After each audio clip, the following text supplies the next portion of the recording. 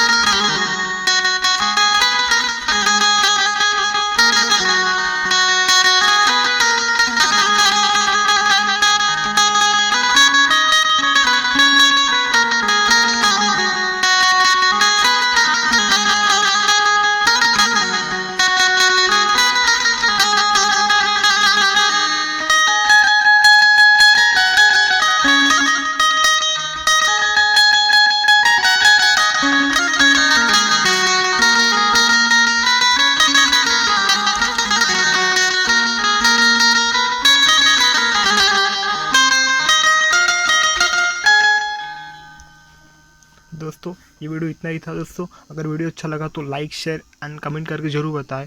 अगर आपको कुछ गलती लगी होंगे मेरे बजाने में ना, तो वो भी मेरी गलतियाँ कमेंट के थ्रू बताएं, ताकि मैं अपनी गलती सुधार सकूँ। क्योंकि मैं भी एक प्रोफेशनल बेंजो है ना वादक नहीं हूँ है ना। मुझे जितना आता है उतना मैं आपको सिखाता हूँ। दोस्तों कोई भी अगर गलती होती है जो कमेंट करके ज़रूर बताइए, ताकि मैं अपनी गलती सुधार कर सकूँ, ठीक है। तो चैनल से जुड़ने के लिए चैनल को लाइक शेयर एंड सब्सक्राइब जरूर करें। बाय।